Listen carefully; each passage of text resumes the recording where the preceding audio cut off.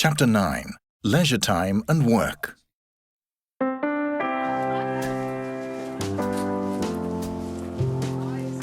In Denmark, there are tens of thousands of associations. This is where a large part of people's social life takes place. Everyone can establish an association and pursue their interests in their leisure time. Association activities vary widely. There are art, sports, political and religious associations, as well as associations for people interested in nature or history. And there are associations that carry out volunteer work. We call it Café Ovenpå for people who, for one reason or another, have dropped out of the labour market. You could say that the core group of the people here are disability pensioners. At the café, you can develop a network or make new contacts. You can establish a new frame of reference for your life. Sometimes we also call it help to self-help. I am a disability pensioner and have been for a number of years, and I'm also recently divorced. In such a situation, you don't see as many people as you usually do, and I thought to myself that something just had to change. I think the cafe helps you so your daily life doesn't become too dreary and you don't just go around in your own thoughts, but that you can share things with others.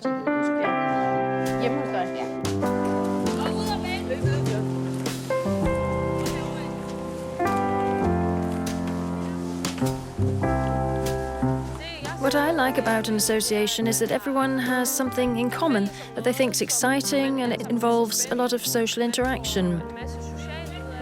And you can do all the volunteer work your heart desires. You can put all the time and effort into the work that you want.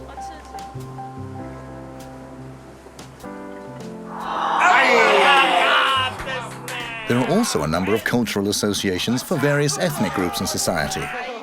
Being a member of an association is one of the most common ways to be together with others and to become acquainted with new people.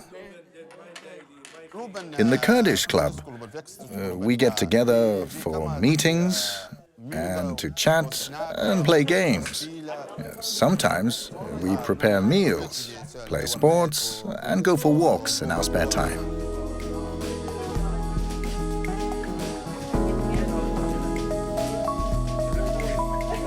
In the majority of workplaces, there is an open, spontaneous social tone among the employees. There is often also an informal tone between the employees and the boss. In Denmark, when the boss gives you an order and you're told what you need to do, the boss doesn't give you a direct order. The boss says, "Do you have time to take a look at this? Or would you like to take a look at this task?" In many cultures, you are used to being given a task. Now, just do it. Here in Denmark, there is a dialogue. The boss always has a dialogue with his or her employees. If you misunderstand the boss's objectives when you hear, "Do you have time to take a look at this task?" and you say no, then you can actually get into trouble. If you do not know the rules and mentality at your workplace, complications and misunderstandings can occur, which could be otherwise avoided. The way people work together, the humor and lines of authority at Danish workplaces are determined by a number of unwritten rules, so it's a good idea for newly arrived immigrants to become familiar with them. If you are uncertain about something at your workplace, and this can happen to anybody, all you need to do is to ask your closest colleagues. I think that's a good place to start. Just ask your colleagues.